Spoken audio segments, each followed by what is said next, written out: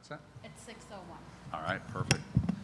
Boom, boom. All right, let's call to order the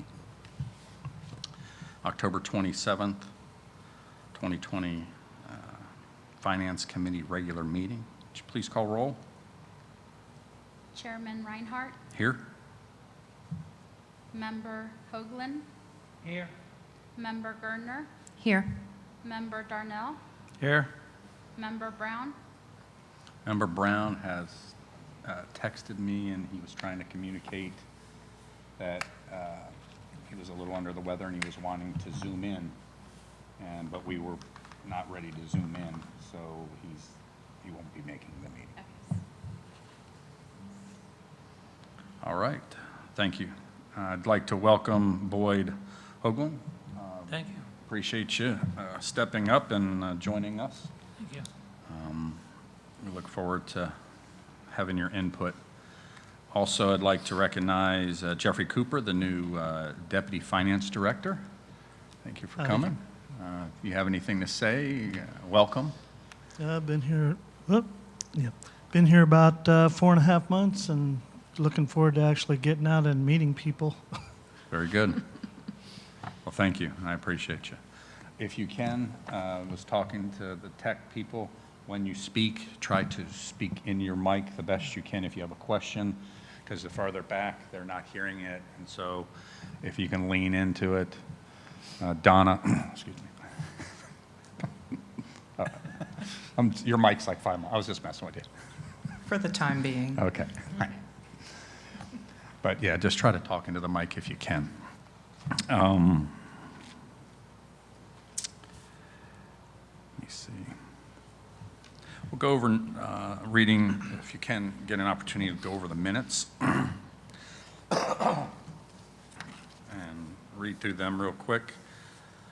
They sent it to us. It's been a while.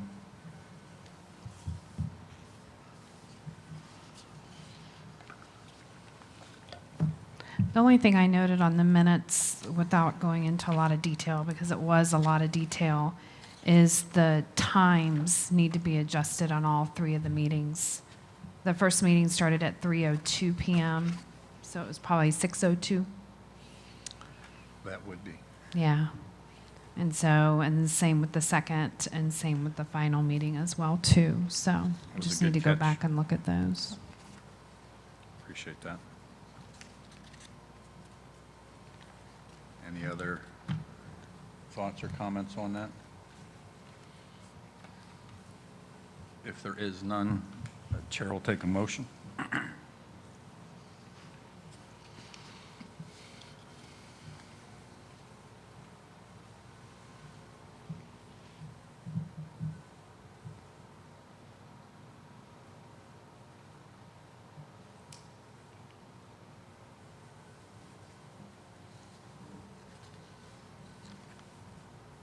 Anybody got the Member- Jeopardy theme going on? Member Gardner,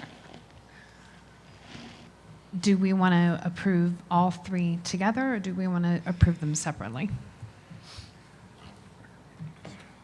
How do you want me to make the motion? I think you can make them all inclusive Okay. if they have an issue with it.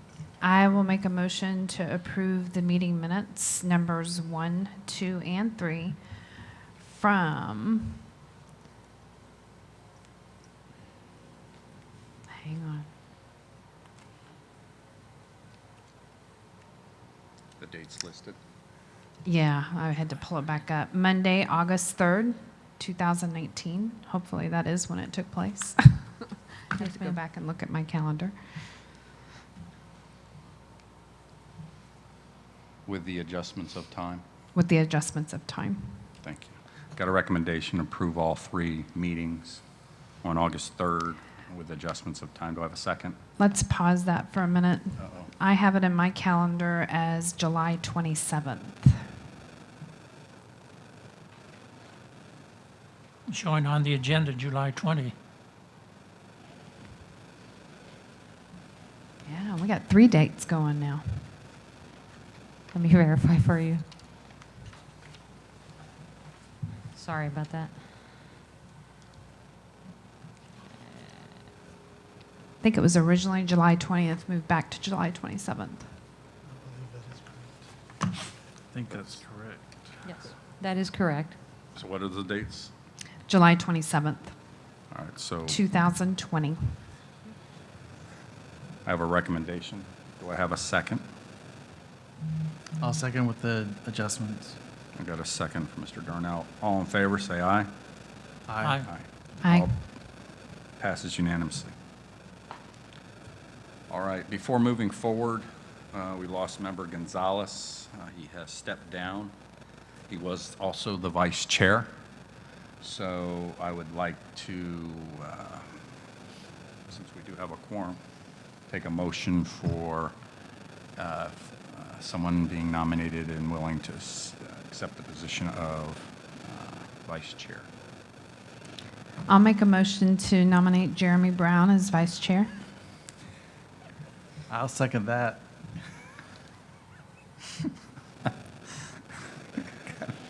Got a nomination for Jeremy Brown, and I have a second from Mr. Darnell. All in favor, say aye. Aye. Passes unanimously. That was good. Go, Jeanette. All right. Good job, that was quick. He'll appreciate you. That's what happens when you don't show up. All right, previous business, updates on the budget and millage adoption, also update on the matrix. Wendy, I guess you got that. Good evening to all the committee members and Chairman Reinhardt. Our update for the budget and millage adoption is just very simple to recap from where we left off from your workshops.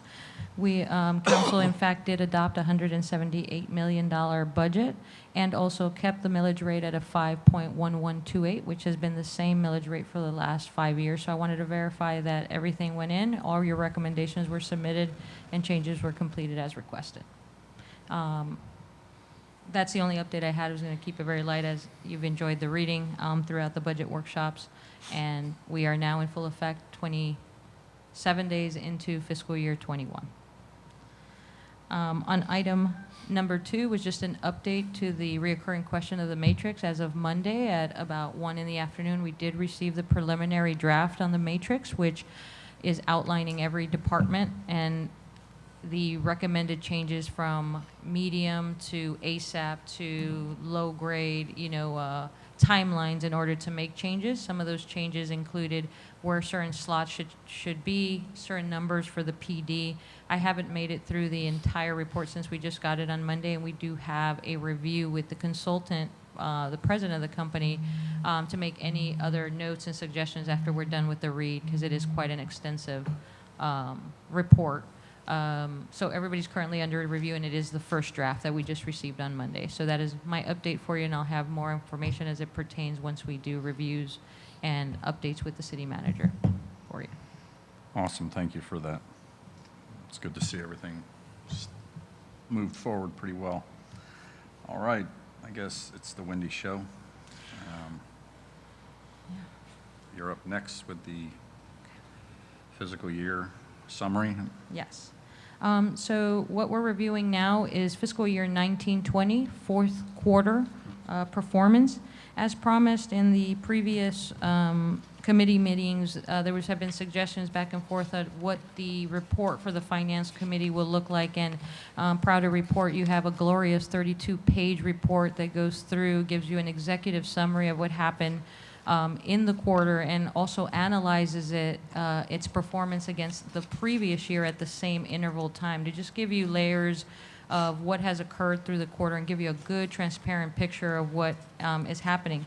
I'm going to summarize, instead of before what the tradition has been to read line by line and go through it, I'm going to give you an executive summary of what happened through big categories so we can really move it along and try to do the homework for you in order to give you true drivers instead of the same old thing you've probably heard every quarter that makes no sense. So hopefully all these notes help you through it, and then everything else is just a graphic display of what I've said so that you can have a good picture of where we are fourth quarter and as we propel to the first quarter of fiscal year 21.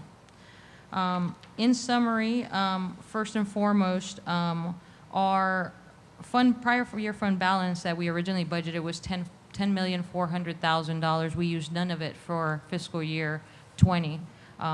We did report and realize $40.2 million in revenue, which is 77% of what was projected to be made in revenue. And then we reported expenditures at $40.9 million. That represents a deficit of $593,100.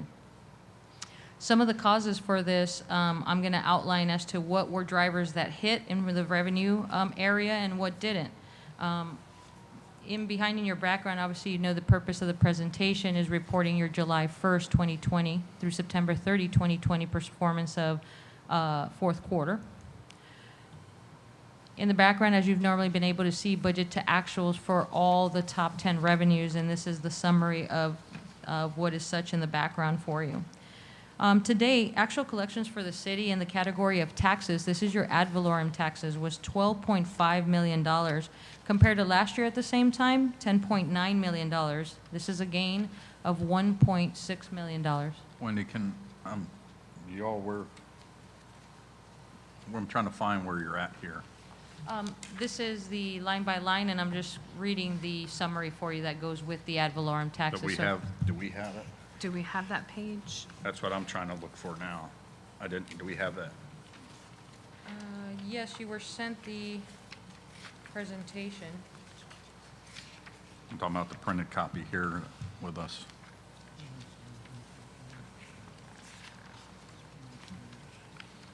I'm gonna have to get you a printed copy. You should have had a printed copy in here. I mean, we can, That's summarized, but they actually had a copy of, they normally get it. Yeah. I see the same data. It's the same data, it's Same just for them data. to have it, yes. I'm gonna have to get you a paper copy because you should have had it in your packets already. In your electronic packets, they were there, but these are, my apologies for that. I'm gonna go with you then line by line here if you'd like. Like I said, I was just summarizing what the performance of the 10 revenues were. I was starting with ad valorem. $12.5 million. I'm on page 4 of that executive summary if you'd like to follow that. That's probably a little easier.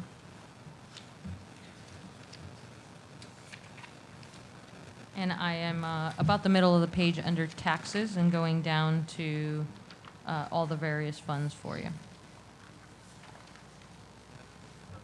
The ad valorem, as I mentioned, $12.5 million as compared to $10.9 million last year. On the slide, the percent of budget, meaning how much we collected for the year in ad valorem, was at 99%.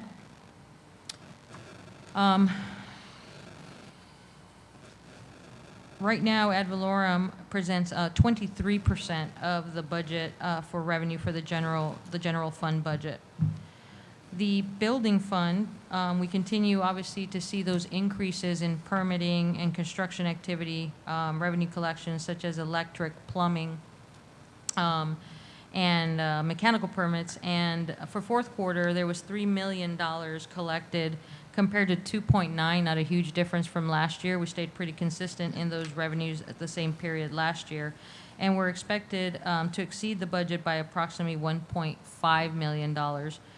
We still are monitoring. As you may or may not be aware, the building fund was not able to expend all the money in reserves, and that is a audit requirement. So this year we will have a finding in the building department because we are not in compliance with being able to spend all the money. I want to be transparent about that. So our recourse action for that is going to be to either A, grant refunds and or lower our fees in the building fund as we can't expend them quick enough. We're also trying to get some capital projects in there, hopefully encumbered in order to draw down from the reserves, but the reserves have a state mandate in which we had to absorb and spend about $3 million, and we have not been able to do that at this point. It's not a bad problem to have, it's just unfortunately the building fund has so many restrictions as to what we can use it for. It would be great just to use it to build a building, but it has so many restrictions that finding those projects that help us expend that money has been quite difficult. So 2 lines of recourses that may happen, will happen this year if we can't draw it down a little bit more. Intergovernmental funds within the general fund were, actual revenues were at 5.4 million for these categories. These are categories that are state revenue sharing, which you've heard the gas taxes and the half-cent tax, as well as any federal grants that we are awarded. We realized 80% of what we projected for revenue at $4.5 million. With the existing 20% or $1 million that we did not realize, we expected this because of the uptake in March of COVID. Shared revenues went down as people started staying home, not spending money on the typical sales tax items. So we did expect a downturn. I actually projected for a 25% downturn, and the story comes out a little bit better at 20%. So we are recuperating from that and still are waiting to, we're about 10% behind in revenues, shared revenues, until the whatever incline comes back from COVID and the economy recovers from that. Finally, for charges for services, these are categories where we collect for anything such as park and recreation fees, police fees, anything that we provide a service for, permitting, planning and zoning reviews, plat reviews, things of that nature. $3.84 million is up $75,000 from last year, or 2%. 3.76 has been collected through the fourth quarter. Charges and fees, some highlights within those, 99% was achieved in revenue, which equates to $469,000. This was, we were able to make this revenue through subdivision fees, site plan fees, miscellaneous planning and zoning fees. These were all the charges and fees that came up ahead and above of their budgeted amounts. Charges and fees in the public safety, they completed 94% of their goal, which equates to $2.9 million. They only missed revenue budget by $182,000 for the year. So that's an honorable mention to them to complete 94% of what was projected. Parks and Recreation are our biggest hit through COVID and this economic downturn right now with its impact. They were only able to complete 37% of their projected revenue budget, and this was because we had to cancel camps, boating rentals, marina, the banquet, the restaurant, things of those natures. I had originally projected in our financial stability plan $26,000 lost every month over month, and I missed it by $2,000. So, you know, we're pretty spot on here. However, some notable changes, and last time I said this, a couple of people snickered, but a notable achievement was through cemetery fees. They actually budgeted for $35,000 and $56,000, which actually realized. So I guess you can say people are dying to be in St. Cloud. So budget projections performed at 160% in cemetery fees, and overall charges for services were budgeted at $4.7 million, and we achieved 83% of it, even with the downturn of COVID. Finally, fines and forfeitures for the fourth quarter, this category showed a decrease of $59,000 or 4% from a year ago.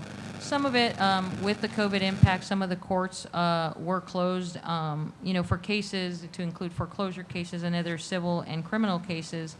But there was a 23% increase in county court civil revenue that attributed to the achievement of revenue, and they ended up being able to collect 95% of their projected budget. In your top 10 revenues, as you see on your presentation, $13,000,003, or 3% over budget, was collected in sewer service fees. In the water service fees, there was $12.5 million. That was 1% over budget, of budget. And then in impact fees across the board, this includes police, Parks and Rec impact fees, and fire impact fees. 25.5 million collected, which is 48 above the projected revenue numbers. In the number 5 categories, the infrastructure sales tax, that's 1% or $4.2 million. They only achieved the 55% of their projected budget in revenue. In utility taxes, 2.4. They realized 70% of it, left 30% on the table. And then county gas tax collected almost $1.2 million of rev and or 80%. And then refuse service fees, 11.6 or 87% of that. And then stormwater, number 9, at $2 million collected, leaving 1% behind collecting 99% of its projected budget. And finally, the OUC interlocal, 94% collected. And this is also, of course, timing of when it's the proceeds of the OUC are booked into our system in relevance to the fourth quarter reports, and 94% by the end of this year. Now it's all trued up and 100% received. Overall performance for the top 10 revenues for the city of St. Cloud is 102%, or that is $93.1 million. By major fund categories, we have the general, the water, sewer, sanitation, again, the OUC, the building fund, and stormwater. In your summary, beginning with just the general fund expenditures, their actual revenues were $40.1 million, which was explained to you at the beginning of the summary, with a percent of budget of completion of 77%. On page 6 of your executive summary, we break down, which we'll further do in these slides, the expenditures to the general fund, which equated to $40.7 million. For revenue in the water fund, $17.3 million, 87%. Sewer, 18.1%, a 17% performance above budget. And then sanitation at 11.8. St. Cloud interlocal, 7.6, that's your OUC fund at 94% again. And then the building fund at 56%, 2.9. This is an adjustment that'll need to be made as we continue to look. $5.3 million hasn't been hit in the building fund for over 3 years, so we'll be adjusting that to make sure that the budget is more reflective with what the building fund is really doing. Stormwater fund, 2.8 was the original budget, and actual realization of revenue was $2.1 million, and or 75%.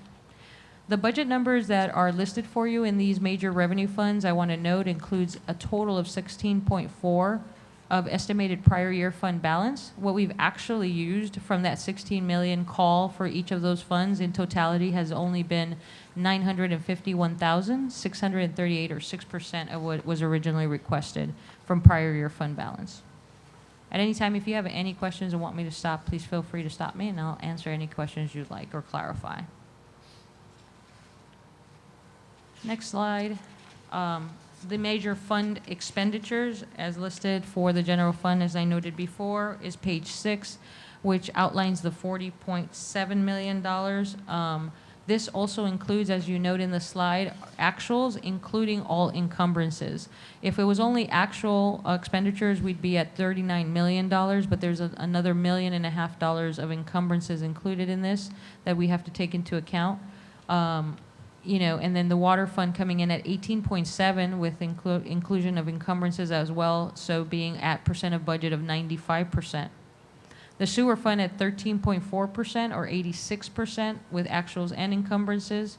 Likewise, sanitation at 11.7, and OUC interlocal at $7.5 million, 93% of budget.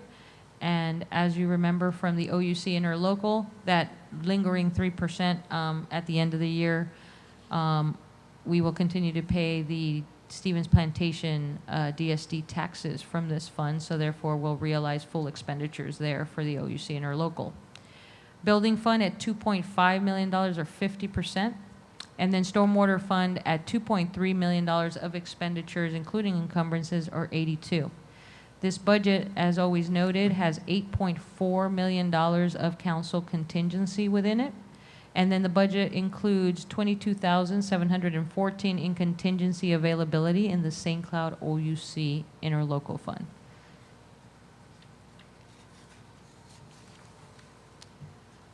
Major fund, major fund surplus and deficit. This takes your actual revenues from each fund that we've just reviewed with your actual, including encumbrance totals from each funds, and gives you the preliminary surplus deficit. In the general fund, 40.1 minus your actual and encumbrances of 40.7 is a deficit of $593,115. In the water fund, a deficit of $1.5 million with expenditures coming in at 18.7, revenues at 17.2. We had a lot of infrastructure go into the water fund. If you remember, if you heard about the ice pigging, there was $3 million just invested in that portion to do ice pigging, regular pigging, cleaning out the water lines, the power plant being fixed, resin. Those were contributing factors to have more expenditures this year to be able to help in the continued effort of the water system. And then the sewer fund coming in at a wonderful rock star, 18.1% of original revenues, and then 13.4% of actual expenditures and encumbrances, with a totality of $4.6 million in surplus. Sanitation fund squeezing in at $113,000 in surplus, with 11.7 in expenditure and the 11.8 of revenues earned. Wendy, I have a question. Yes, sir. On the water and sewer fund, when's the last time, do you know, if they've done a rate study? So I don't know the exact date, but the rate study, I believe, was 3 years ago when it was originally done. And currently, we're reviewing we have Raftilis as a consultant reviewing the impact fees for water, sewer, and the rest of the impact fees for the entire funds. But I believe it's been about 3 years, sir. Okay. OUC interlocal, $7.6 million and $7.5 million of expenditures, currently a surplus of $65,000. And then the building fund with a surplus of $408,000 with $2.5 million of expenditures and $2.9 million in revenues. Finally, the stormwater fund, $2.1 million in revenues, and then that $2.3 in actual encumbrances.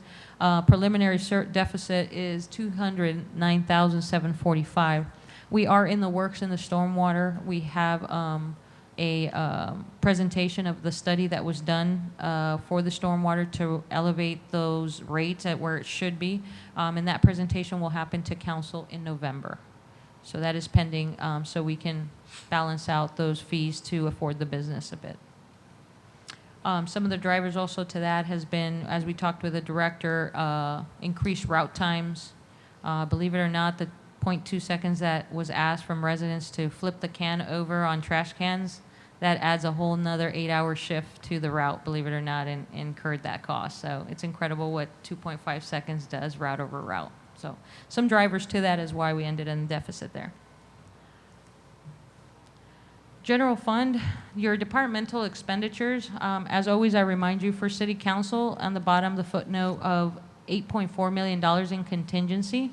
So as you can see within that, the council budget lists at $8.9 million, and then it looks like they're wonderfully just you expended $361,000 with a 4%, but that's because that $8.4 million sits in their cost center. The city manager, public office, the city clerk, everybody ending within 68 to 90% of budget. Overall and across all the general fund, what was left on the table in savings and expenditures was 22% was the average. We did demonstrate a deficit in legal services, if you note that. Budget was $369,008 and actuals was $386. That was a 5% deficit there. This was a reallocation of a position that was incorrectly booked into building, and it should have been in the legal services, so we did book it correctly, and that cost that 5% deficit. Above all most of divisions, if not all of them, ended, like I said, either at exactly full budget or over their existing number by under 5%. One of those being the police department, as well as I highlight that with 16.2 as a budget and ending 16.3. We expected, obviously, public safety to be in that scenario with COVID and squad uptakes, increases in coverage with what was going on. Salaries and payroll went up in order to cover those additional shifts, and some of the shortages as well in fire happened across the board, but they still created a 1% savings and left 1% on the table for expenditures. Total expenditures, $52,062,320 of budget, and actual performance is $40,783,433, 78% of budget overall in expenditures for the general fund. That is the highlight for the revenue and expenditures for your general funds. This executive summary also gave you some Inclusion to know that we are meeting with the city manager every month for P&L performance, as you had suggested about 4 committee meetings ago, that you were trying to say, hey, what drivers are they? We want you to meet and review the P&L so we can get drivers as to what caused the overtime, things like that. And that is happening now quarterly. First meeting is November 15th with the city manager, deputy city manager, my deputy, as well as myself, and we will review the P&L for the entire city, drivers as far as payroll, billing, where we are with the utility system, and any performance driver, a full review of the P&L with the city manager, which is listed in your executive summary. Some of the highlights that you'll find throughout this, like I said, through the 32 pages, will be graphical representations of what we actually projected to receive in those shared revenues. As you note, in fiscal year 21, I noted that we are expecting a downturn still, and we don't know when that up curve. The state CFO is still reporting a projected 25% loss for another 3 months. We've seen an average of 10% per month lost in shared revenues right now.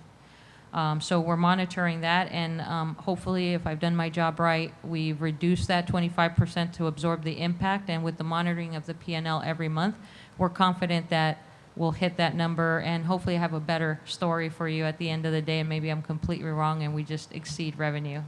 So we're hoping for that, but we'll be monitoring closely for you all. One final sheet that I'll note for you, which is, again, my apologies for the size of it. Normally people, the font size of it, but you'll find it after the schedule of revenue and expenditures, right after the introduction page. Following that it's called the City of St. Cloud Year-End Financial Analysis for fiscal year 1920. This is every fund that we have, beginning with the general fund all the way up to the Stevens Plantation Fund. And the first column will present to you the budget and actuals for revenue. The second will do expenditures. The third will take the difference between your actuals and your expenditures and give you that difference of whether we made enough money to cover the bills. And then finally, an extra doozy for you there, in case you're having fun with math, an unaudited encumbrance and projection of fund balance for you for every single fund, what we project to have in fund balance. And this, remember, is unaudited at the time, so adjustments have not been made. But this gives you a good picture of the entire city per fund, and hopefully provides that transparency you were requesting to have in order to know the performance of each fund as we continue to monitor it. Mind you, we implemented this fourth quarter, so the really robust analysis will come in fiscal year 21 as we take this and analyze and really make us accountable to whether we hit budget and why or why not, and you to have drivers as to what caused those deficiencies. And hopefully the goal is to become proactive versus reactive, and that my continued commitment to you all to provide the most transparency we can in these financials. Other than that, that is my conclusion of fiscal year 1920, fourth quarter. And if you have any questions, I'm here. If not, we'll proceed to the next item. I just have one question with regards to looking at the revenues and expenditures for the Yes, sir. police and fire. Are we within range of what we should have in terms of total number of policemen and firemen and the equipment? Or are we being affected by the reduced income? Just from wondering where we stand on that. Do we have any idea? To answer the question without operationally answering it, if Chief Gauntlet was here for the PD, from a financial perspective, we have not reduced PD throughout any of this time. The matrix, which is what we just received, which is the consulting firm that analyzed our staffing levels, has suggested different numbers for the PD. I don't know them off the top of my head, but there were a couple increases to them.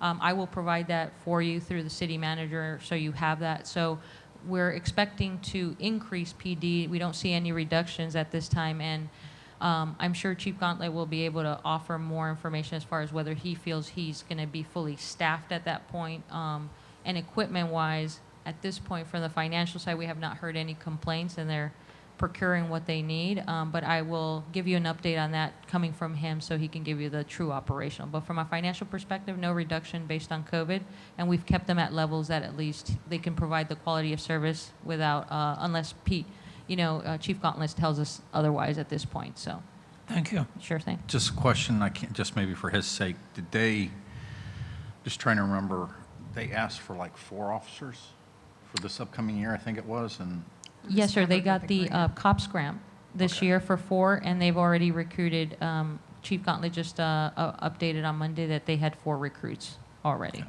so that gives Thank you you. some idea. Yes, sir. Thank you. Mhm. All right, thank you very much. I like that formatting. Do you? Okay, great. I mean, I think Any that- feedback you'd like to offer, that'd be great, to streamline, just. If you guys have any questions or you didn't understand something, don't hesitate to bring it up. They're really good at making adjustments. We come up with an idea, hey, could you put this in there? They'll usually do it for us. So if you see something as you go on, I'd like to know this, I'd like to know that, speak up, and we got to make those adjustments. Next, Mrs. Cooley. Good evening. Donna Cooley, Finance Department. It's my pleasure to go over the city's portfolio investment results with you for the last year-to-date and quarter-to-date ending September 30th, 2020. For the year-to-date numbers as of September 30th, 2020, the portfolio earned 1.59%, and that equates to $2,057,524. The components of that are 80 basis points interest income of $1,036,000 and a 79 basis point market adjustment, fair value market adjustment, which gave us an unrealized gain of $1,021,516. For the quarter to date, as of September 31st, the portfolio had a return of 57 basis points, or 0.57%. That number equates to $199,631.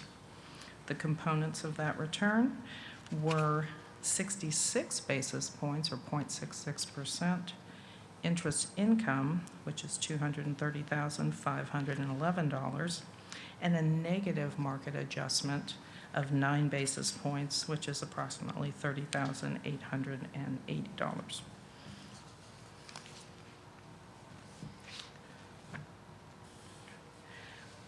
On the bottom, do you have your summary? Okay, so at the bottom of this summary, it shows an investment, just a graphical representation of the components of the portfolio and as far as the different asset classes. And you can see that we are very overweighted in cash and local government investment pools. And that's because we have gone out and we are contracting with a investment firm to provide professional investment assistance to us and give us recommendations and help us manage this portfolio, because it's grown to size where that's become cost effective. And so therefore we're leaving those that in cash and liquid investments to help ease that transition. In addition, we're getting a very favorable return on those funds as well, so it's kind of a win-win situation. And with that, there's a couple graphs at the back of your presentation that shows just a correlation with the U.S. Treasury yield curves. And with that, I'll answer any questions you might have. As the new kid on the block, Hi there. the funds that are gathered for investment, are these coming from the employees, or where do you gather these Okay, these I funds? understand. These are, do not include the pension funds, which I think you may be referring to. Yeah. This is all the fund balance of all of the funds of the city, the total cash position of cash and investments that make up all of the fund balance that we see. Yeah. And we've got it, invested out. It's just, not sitting in a bank account. It's invested out in different instruments. You're making a better return than I am on my bank deposit. Hopefully, we've got a very favorable return with our local bank, as a matter of fact. So, And if I may, just to update on the investments, we just got approval to, our PFM, who is our bonding company, we just got approval to expense out for them to manage our portfolio, because we believe that it's gotten to a size now that requires much more attention. And then with the economic turn, we feel that it's diligent, that we have somebody manage it to be able to get us the most basis points we could possibly get and fully dedicate somebody. Donna, Ms. Cooley will always have oversight to see that, but the attention will be faced during these times that we're trying to squeeze every basis point we can. So they will start managing that for us. Like I said, it just became we understand where we're diversified right now, but we're not what we feel fully diversified. And again, to provide that transparency and stewardship, we have employed them to handle that portfolio professionally. Awesome. Any other questions? Thank you. Thank you. All right, there's a change on the meeting at the bottom. For next quarterly meeting is not on the 26th. I believe it's on the 2nd of February. If I can check my calendar real quick, I believe that's the date.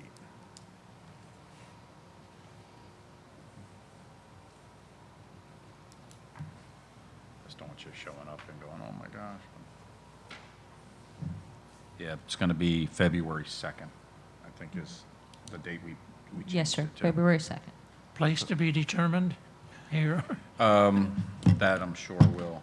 Currently, we have here, and then they'll advise us ahead of time if that changes, sir. Thank you. Mm-hmm. Any other comments, questions? I think everything went smoothly. If there is none, meeting adjourned. Thank you so much.